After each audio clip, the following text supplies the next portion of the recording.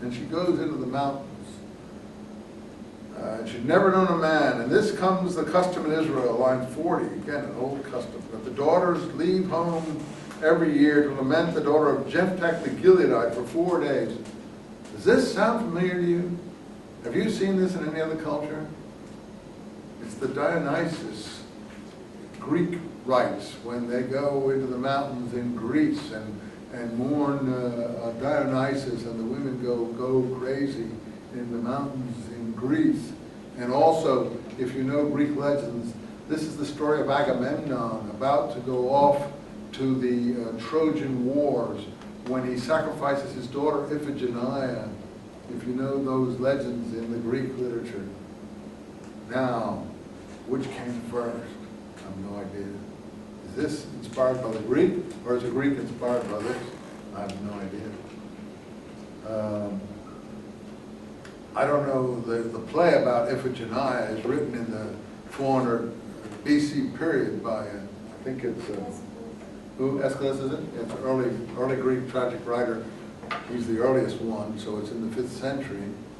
The question is, I don't know, is the Iphigenia story in Homer? I don't remember.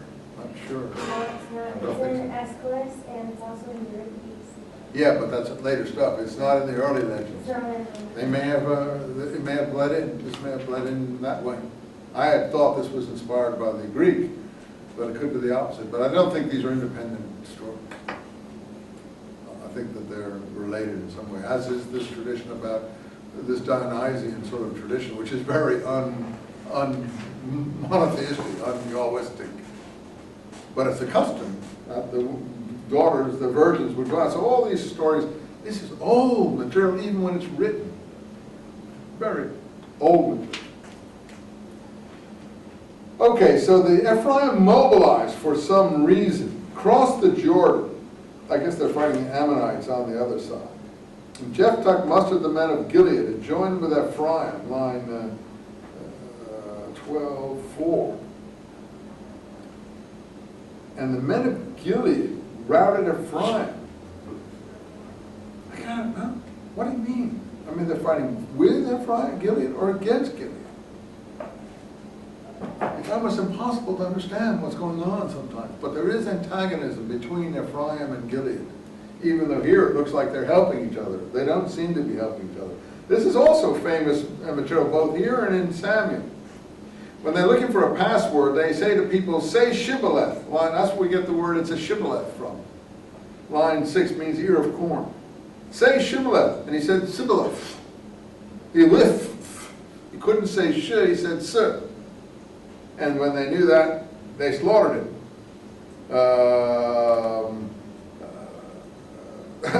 But the weird, this is the Gileadites slaughtering the Ephraimites. But the weird thing is, if you look at Jews and Arabs today, Arabs say s for everything, Jews say sh for.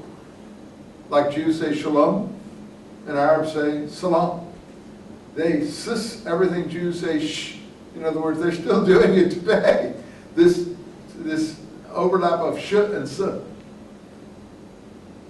And I think in the David stories, and this is in the David cycle too, I think it's also the opposite in the David story, that they kill the person who says sh and let the person live who says s. It's just the opposite, I think, in the David story. Anyway, in English, I don't know if you ever heard that expression, it's a shibboleth, meaning, it's a old wives, it's nonsense, or it's a, I don't know.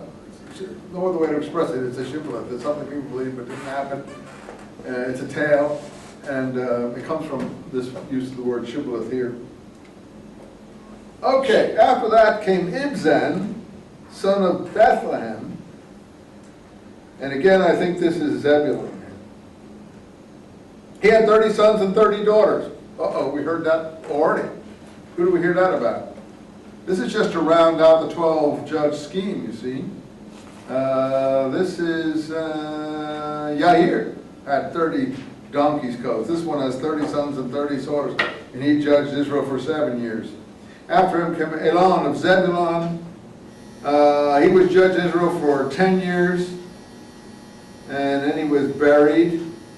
After him came Abdon, son of Hillel.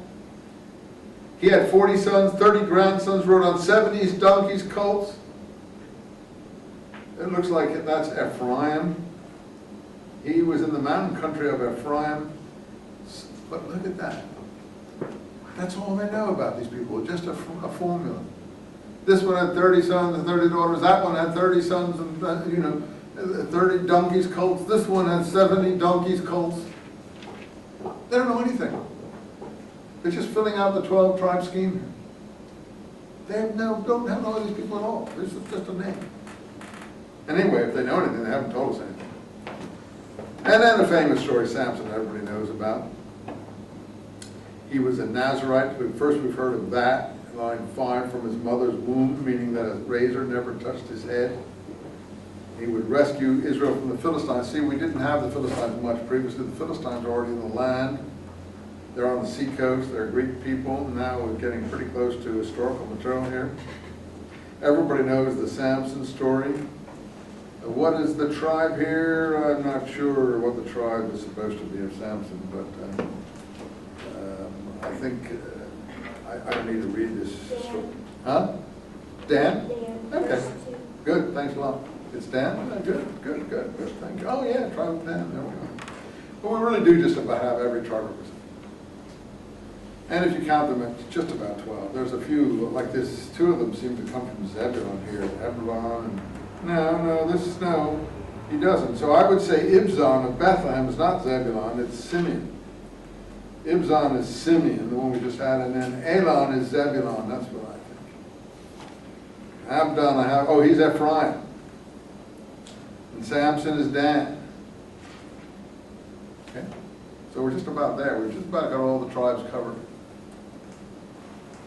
And the story of Samson is famous enough that you can read it yourself. I don't think it's Samson, let's be honest. Samson is the opposite of what a Nazarite is. It's a farce about Nazarite. Samson does everything a Nazarite doesn't do. He cuts his hair. He goes around with prostitutes and other loose women of different kinds.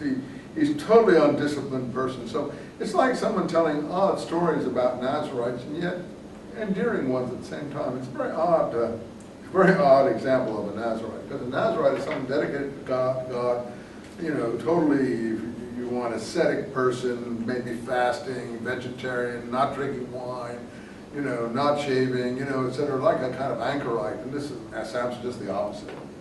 Until he finally,